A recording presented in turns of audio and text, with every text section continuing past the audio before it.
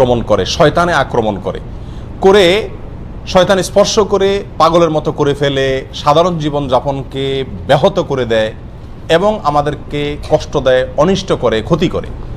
জিনের ক্ষতি, অনিষ্ট, দুষ্ট জিনের আক্রমণ থেকে বাঁচার জন্য কোরআন এবং সুন্নাহ অনুযায়ী বেশ কিছু আমল আছে।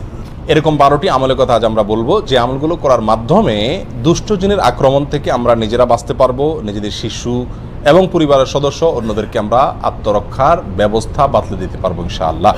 নাম্বার 1, 5 ওয়াক্ত সালাত সময় মতো সঠিকভাবে আদায় করতে হবে।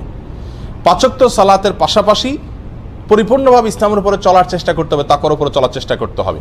তাহলে আল্লাহ তাআলা শয়তান থেকে আপনাকে বাঁচাবেন, রক্ষা করবেন। দলিল হলো কোরআনে কারীমের সূরা যুখরুফের আয়াত নম্বর 36। আল্লাহ সুবহানাহু ওয়া তাআলা বলেছেন, ওমাইয়াশু আন যিকরির রহমান নুকাইয়িদ লাহু শাইতানান ফাহুয়া লাহু কারিন।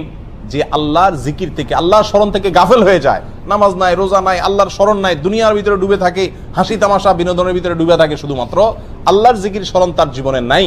আল্লাহ বলেন ওই ব্যক্তির জন্য আমি একটি শয়তান নিযুক্ত করে দেই। শয়তান আল্লাহই লাগায় দেয়, দুষ্ট জিন আল্লাহই তার পিছনে লাগায় দেয়। ফাহুয়া লাহু কারিন, সে তার সঙ্গেই থাকে একেবারে মৃত্যু পর্যন্ত বা সঠিক রাস্তায় আসার আগ পর্যন্ত। তাহলে আল্লাহর পথে আসলে, 5 ওয়াক্ত সালাত আদায় করলে এবং হক হালালি চলার চেষ্টা করলে আল্লাহ সুবহানাহু ওয়া তাআলা ওই ব্যক্তিকে শয়তানের আক্রমণ থেকে বাঁচাবেন। এছাড়া আপনারা বিখ্যাত একটি হাদিস জানেন, নবী সাল্লাল্লাহু আলাইহি ওয়াসাল্লাম বলেছেন, কেউ যদি রাতে ঘুমায়, শয়তান প্রত্যেকটা ঘুমন্ত ব্যক্তির কপালে 3টা করে গিরা দেয়। শয়তান কি করে? কেউ যদি রাতে ঘুমাতে যায় তো শয়তান ওই ঘুমানো ব্যক্তির কপালে 3টা গিরা দেয়। এই গিরা দেওয়ার উদ্দেশ্য হলো যাতে সে উঠতে না পারে, কারণ শয়তানকে আল্লাহ তাআলা সে পাওয়ার দিয়েছে। তো শারীরিকভাবে তাকে দুর্বল করে ফেলে, অলস করে ফেলে, শরীরকে মেজমেজ করায় দেয়, সে নামাজের জন্য ফজরের সময় উঠার ক্ষমতা যাতে না থাকে।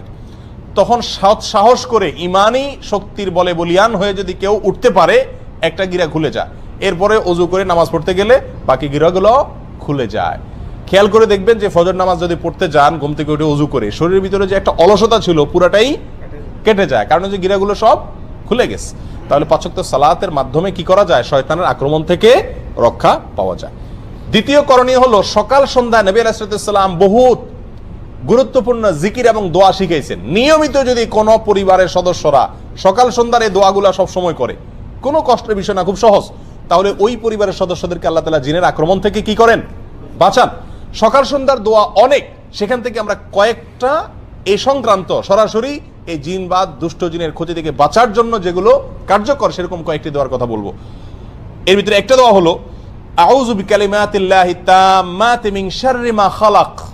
অর্থাৎ আমি আশ্রয় চাই আল্লাহর পূর্ণাঙ্গ কালিমার, পূর্ণাঙ্গ বাক্যের মাধ্যমে আল্লাহ যত সৃষ্টি করেছেন ক্ষতিকর বস্তু, সেগুলোর ক্ষতি থেকে। তাহলে দুষ্ট জিনও আল্লাহর ক্ষতিকর সৃষ্টি, বা সে আমার ক্ষতি করতে পারে, তার ক্ষতি থেকে আল্লাহর কাছে আশ্রয় চাইলাম। এই দোয়াটি যদি 3 বার সকাল এবং সন্ধ্যা পাঠ করে, সহিহ মুসলিম হাদিসে আসছে, আরো অন্য হাদিসের কিতাবে আসছে, আল্লাহ তাআলা সারাদিন সারা রাত ওই ব্যক্তিকে সব ধরনের বস্তুর ক্ষতি থেকে, জিনের দুষ্ট জিনের ক্ষতি থেকে আল্লাহ তাআলা কি করবেন? রক্ষা করবেন। একই দোয়া সফরে গেলে, বিভিন্ন জায়গায়, নতুন কোনো জায়গায় গেলেও পড়ার কথা বলা আছে। তাহলে ওই জায়গায় অবস্থানরত জিন বা দুষ্ট কোনো শয়তান আপনাকে কি করতে পারবে না? আক্রমণ করতে পারবে না। আপনার পরিবারকে আল্লাহ বাঁচাবেন।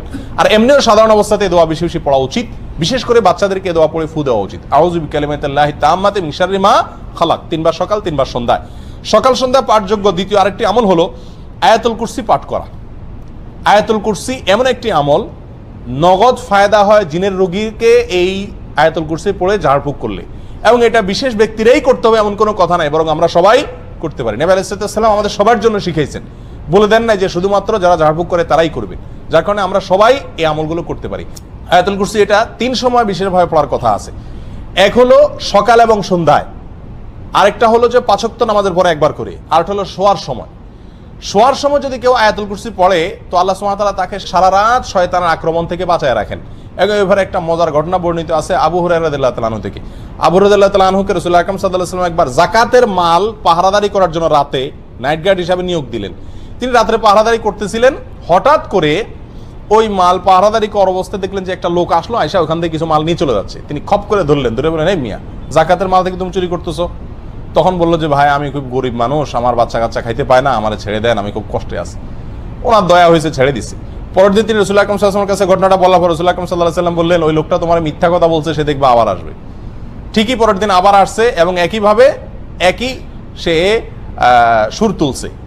তখন তিনি খুব শক্তভাবে ধরলেন, আবার সে অনুনবীনা করার পরে ওনার দিলেন, মায়া হলো, ছেড়ে দিলেন।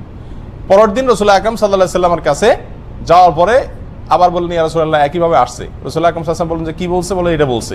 তখন তিনি বললেন যে সে মিথ্যা কথা বলছে, আবার আসবে। 3 নম্বর দিন আবার আসছে।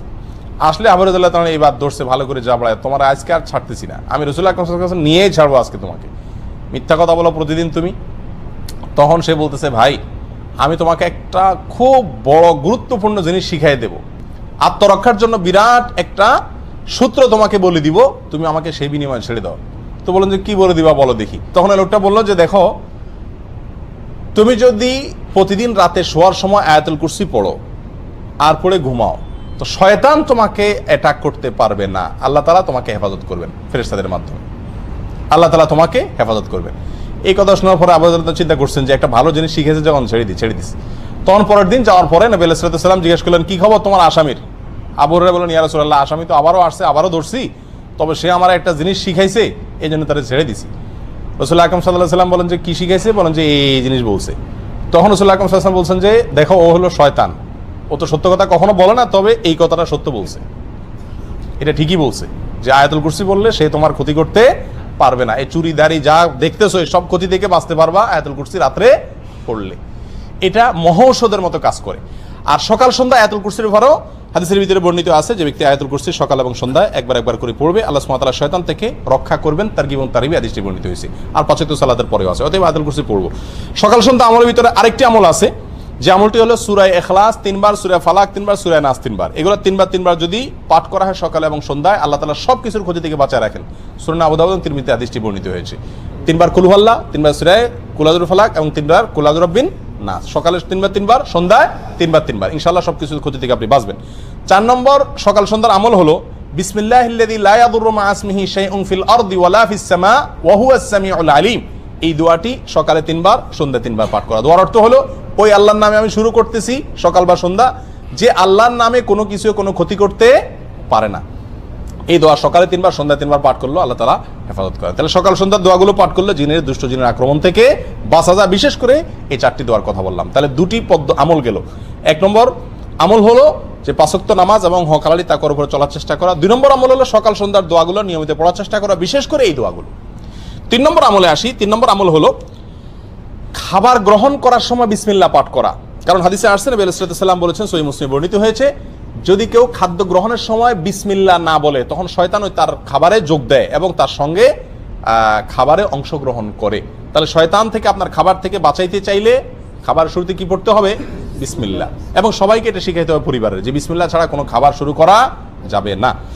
একইভাবে ঘরে প্রবেশের সময় বিসমিল্লাহ পড়ে প্রবেশ করতে হবে, কারণ এই বিষয়ে হাদিসে বর্ণিত হয়েছে, নবী আলাইহিস সালাম বলেছেন যে ঘরে ঢোকার সময় যদি কেউ বিসমিল্লাহ বলতে ভুলে যায়, তখন শয়তানের দলনেতা বলে যে এই বাসায় আজকে থাকার এবং রাত্রে এদের সাথে খাওয়ার সুযোগ হয়ে গেল, ঢুকো সবাই, দলে দলে আপনার সাথে শয়তান ঢুকে পড়ে এবং আপনার ক্ষতি করে।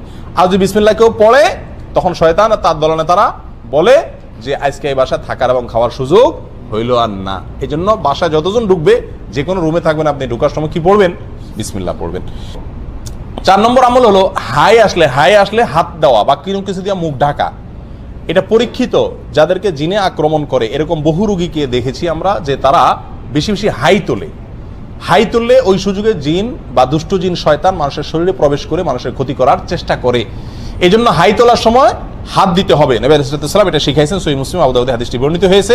তোমাদের কেউ যদি হাই তোলে, সেই জন্য তার মুখে হাত দিয়ে বা কোনো কিছু দিয়ে বাধা দেয়, কারণ হাই তোলার সময় শয়তান প্রবেশ করে। তাহলে হাই তোলার সময় হাত দিতে হবে। 5 নম্বর আমল হলো ঘুম থেকে উঠার পর ওযু করার সময় নাকে পানি দিয়ে নাক ঝাড়া। কারণ হাদিসে আসছে, রাত্রে যখন মানুষ ঘুমায়, নাকের বাঁশির ভেতরে শয়তান গিয়ে বাসা বাঁধে। যদি নাকে পানি দিয়ে ঝাড়ে 3 বার, তখন সে বের হয়ে যেতে বাধ্য হয়। 6 নম্বর আমল হলো শয়তান এবং দুষ্টজিনের আক্রমণ থেকে বাঁচার জন্য পরিষ্কার পরিচ্ছন্নতা অবলম্বন করা। কারণ অপরিষ্কার এবং নোংরা জায়গায় শয়তানের অবস্থান থাকে। এ বিষয়ে বিভিন্ন বর্ণনা পাওয়া যায় এবং আল্লামা ইবনে তাইমিয়া রাহিমাহুল্লাহ বলেছেন, সাধারণত দুষ্ট জিনেরা ময়লা আবর্জনা, মলমূত্র ত্যাগের খারাপ জায়গা এগুলোতে থাকে। বাসা বাড়িতে মলমূত্রের গন্ধ, পোলাপানের মলমূত্র হোক আর বড়দের হোক, এরকম যদি থাকে এবং ময়লা আবর্জনা পড়ে থাকে এবং সেগুলো ফালাই না হয় সময় মতো, তাহলে সেখানে শয়তান বা দুষ্ট জিন বাসা বাঁধে। এই জন্য ওখান থেকে পরিষ্কার, ঘরবাড়িকে এগুলো থেকে পরিষ্কার রাখতে হবে। 7 নম্বর আমল হলো পেশাব পায়খানা দুষ্ট জিনের বড় একটা আখড়া। এটা পরীক্ষিত একটি বিষয়। সাহাবা একরামের যুগে এক লোক আক্রমণের শিকার হয়েছেন টয়লেটের ভেতরে, এবং নবী আলাইহিস সালাম থেকে সুস্পষ্টভাবে বর্ণিত হয়েছে হাদিসে বিষয়ে যে টয়লেটে পেশাব পায়খানার জায়গাতে বাথরুমের ভিতরে দুষ্ট জিন তার বাসা বাঁধে, নোংরা জিনেরা বাসা বাঁধে। সেই জন্য টয়লেটে যাওয়ার সময় দোয়া পড়লে তার ক্ষতি থেকে বাঁচা যায়। দোয়াটা কি? আল্লাহুম্মা ইন্নী আউযু বিকা মিনাল খুবুসি ওয়াল খাবাইস। খুবুস আর খাবাইস বলতে দুষ্ট জিনকেই বোঝানো হয়েছে। আল্লাহ, আমি আপনার কাছে আশ্রয় চাই দুষ্ট জিনের আক্রমণ থেকে। এটা বাথরুমে ঢোকার আগে পড়তে হয়। কেন? টয়লেটে ঢোকার আগে এই জন্য পড়তে হয় যে ওইটার ভিতরে দুষ্ট জিনের আখড়া থাকার আশঙ্কা আছে এবং আপনাকে সে কোনোভাবে ক্ষতিগ্রস্ত করতে পারে। 8 নম্বর আমল হলো ঘরে বেশি বেশি কোরআন তেলাওয়াত করা, বিশেষ করে সূরা বাকারা তেলাওয়াত করা। কোরআন তেলাওয়াত আপনারা এই দেশে দেখবেন যে জিনের রোগীদের যারা চিকিৎসা করে, যে সমস্ত ওলামা একরাম ঝাড়ফুঁক করে, তাদের মেইন ঝাড়ফুঁক থাকে কি? কোরআন তেলাওয়াত করে। এবং কোরআন তেলাওয়াত করলে যাদের ভিতরে জিনের সমস্যা আছে এরা পাগলের মতো ছটফট করতে থাকে এবং একটা পর্যায়ে সুস্থ হয়ে যায়। একবারে চোখের সামনে এরকম ঘটনা আপনারা শত শতবার দেখছেন যারা সৌদি আরবে আছেন। তো কোরআন তেলাওয়াতের আমলের মাধ্যমে দুষ্ট জিন থেকে বাঁচা যায়। ঘরে কোরআন তেলাওয়াতের সিস্টেম চালু রাখতে হবে, নিজেরা না পারলে রেকর্ড করা কোরআন তেলাওয়াত চালা রাখতে হবে, তবুও কোরআন তেলাওয়াতের অভ্যাস ঘরের ভিতরে চালু করতে হবে, বিশেষ করে সূরা বাকারা। কারণ সূরা বাকারার এক্ষেত্রে বিশেষ কার্যকর ক্ষমতা আছে। আল্লাহ সুবহানাহু ওয়া তাআলা সূরা বাকারার মাধ্যমে দুষ্ট জিনের আক্রমণ থেকে মানুষকে বাঁচান। কারণ হাদিসে আসছে, নবী সাল্লাল্লাহু আলাইহি ওয়াসাল্লাম বলেছেন, সহিহ মুসলিম হাদিসটি বর্ণিত হয়েছে, যেই ঘরে যেই বাসায় সূরা বাকারা তেলাওয়াত করা হয় ওই বাসাকে আল্লাহ তাআলা শয়তানের আক্রমণ থেকে বাঁচায় রাখেন। আর পরীক্ষিত আমরা দেখেছি বহু দুষ্ট জিনের আক্রমণ আছে। আমি ব্যক্তিগতভাবে অনেককে এই আমলটা দিছি এবং ফলাফল জানাইছেন যে নগদ ফলাফল পাইছেন। সূরা বাকারা যতক্ষণ পড়ছে তখন মতো জিনের আক্রমণ করা রোগীর কোনো ক্ষতি হয়নি, আত্মরক্ষাও করা যায়, চিকিৎসাও হয় এর মাধ্যমে। 10 নম্বর আমল হলো কোনো গর্তে পেশাব পায়খানা না করা। অনেকে ইচ্ছাকৃত ওই রাস্তার আশেপাশে, বিশেষ করে গ্রামে গঞ্জে গেলে দেখা যায় গর্তে পেশাব করে। গর্তে পেশাব করা নিষেধ। এক হাদিসে গর্তে পেশাব করতে নিষেধ করা আছে, নবী সাল্লাল্লাহু আলাইহি ওয়াসাল্লাম নিষেধ করেছেন। একজন বিখ্যাত তাবী কাতাদাকে জিজ্ঞাসা করা হয়েছে এর কারণ কি হতে পারে, কেন গর্তে পেশাব করতে নিষেধ করা হয়েছে হাদিসে। তখন তিনি বললেন যে গর্তে পেশাব করতে নিষেধ করা হয়েছে এই জন্য যে অনেক গর্তে শয়তান তার বাসা বাঁধে, তার আশ্রয় থাকে। তার গায়ে পেশাব করলেন, আপনার গোটা পরিবারের উপর আক্রমণ করে বসলো এবং গোটা জীবনটাই আপনার একেবারে ধ্বংসের দ্বার প্রান্তে নিয়ে গেল। এরকম ক্ষতির আশঙ্কা থাকে, যেন গর্তে পেশাব না করা।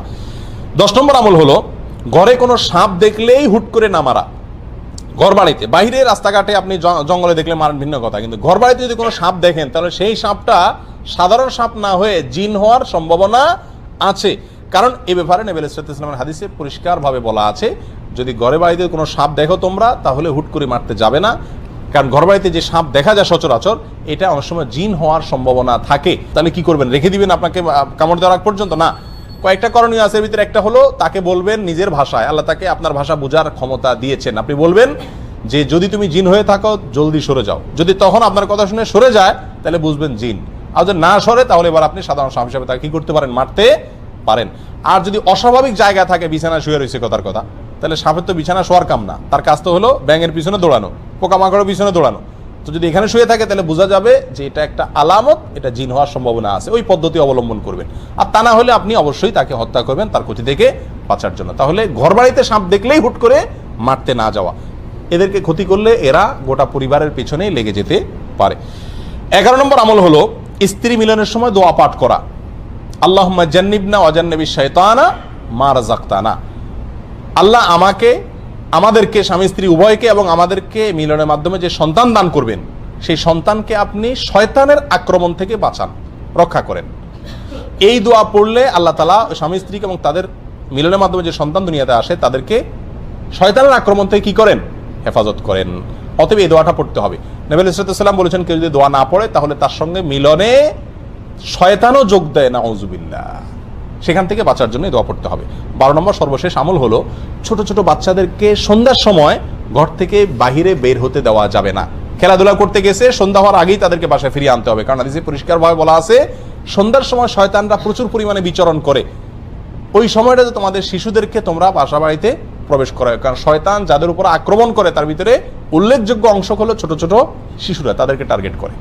অতএব তাদেরকে ঘরের ভিতরে নিয়ে আসতে হবে। এই 12টি আমল যদি নিয়মিত করা যায় ইনশাআল্লাহ শয়তান থেকে আত্মরক্ষা সম্ভব।